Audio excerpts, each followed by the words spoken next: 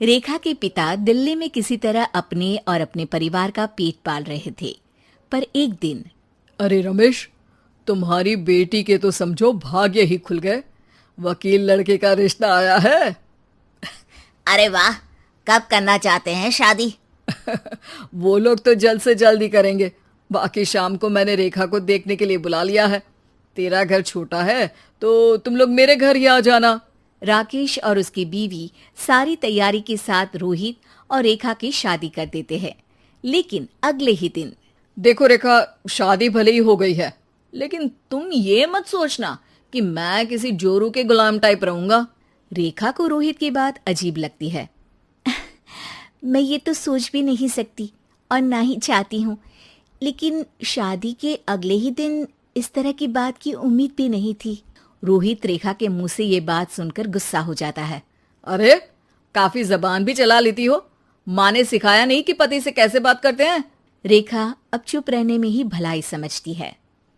रेखा, जल्दी से नाश्ता तैयार कर लो। आज पहला दिन है, सारे काम तुम्हें समझा दूंगी। ये नौकरानी है जो तुम्हें बता देगी कि कैसे कैसे क्या करना है। फिर इसकी कल से छुट्टी है। रेखा भी ससुराल में जी जान लगाकर काम करने लगती है। खाली समय मिलता तो पति के वकालत की किताब उठाकर पढ़ने लगती। ये क्या, जब देखो तब पढ़ती रहती है। अच्छा सुन, कल पिता के घर से 20,000 रुपये लेकर आना। मेरे छोटे बेटे की फीस भरनी है। लेकिन पापा क्यों भरेंगे उसकी फीस? अरे वाह जी वाह, पापा क्यों भरेंगे? तो ये बता, हम क्यों रखेंगे तुझे यहाँ? क्यों खाना देंगे फ्री में? अरे, क्योंकि मैं बहू हूँ इस घर की। तभी वहाँ रोहित आ जाता है। अरे वाह, बड़ी जबान चला रही हो। चुपचाप माँ जो कह रही है वैसा कर, वरना सामान उठा और जा अपनी झोपड़ी में। बेचारी रेखा क्या करती, पिता के घर जाती है, उनको सारा हाल बताती है। पिता भी जैसे तैसे पैसों का इंतजाम कर बेटी को ससुराल के लिए विदा करते हैं। देखा, अब कहाँ से आए पैसे? अरे बहुत माल है तुम लोगों के पास, बस सीधी उंगली से निकालते नहीं। नहीं नहीं माँ, पापा ने अपनी मोटरसाइकिल बेचकर पैसों का इंतजाम किया है। पता नहीं अब वो ऑफिस कैसे जाएंगे। अरे वाह भाई, ये भी हम सोचे। खैर, जैसे तैसे दिन बीतते हैं। रेखा जहाँ एक प्यारे से बेटे की माँ बनती है, तो वहीं उसका वकालत की किताब में ज्ञान और गहराता जाता है। हे भगवान, बुरे फंसे। ये केस तो लगता है कि मैं हार ही जाऊंगा। देखिए, मैंने आपकी इस केस की फाइल पढ़ी थी। इस केस को जीतना बहुत ही आसान है। वाह भाई वाह, यहाँ वकालत की डिग्री लेकर भी मैं समझ नहीं पा रहा हूँ, और तुमने रोटी बनाते बनाते ही केस समझ लिया।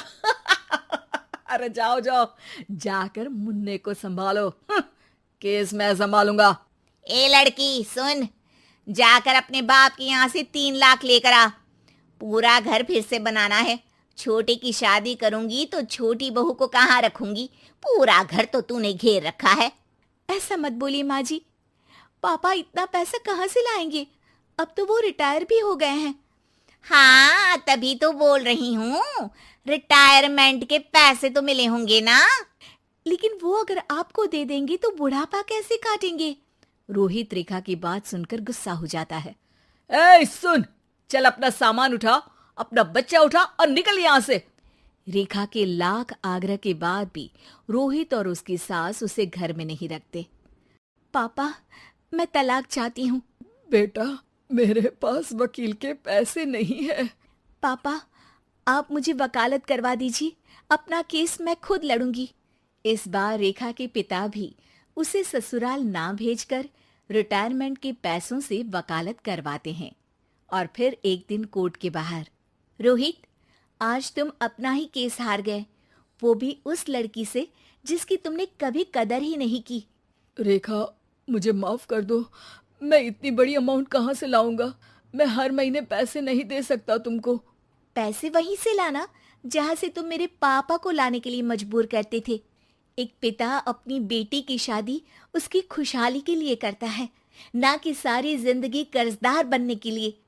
अरे, मेरे ही बेटे की किताब पढ़ पढ़ कर ज्ञान बांट रही हो। वकालत की किताब तो ससुराल में ही पड़ी थी ना। बिल्कुल, यहाँ मेरी गलती रही। जिस पैसे से मैंने इसकी शादी की थी, मुझे वो पैसे पहले इसकी पढ़ाई में लगाना चाहिए था। और आज रेखा एक जानी मानी वकील के रूप में काम कर रही है।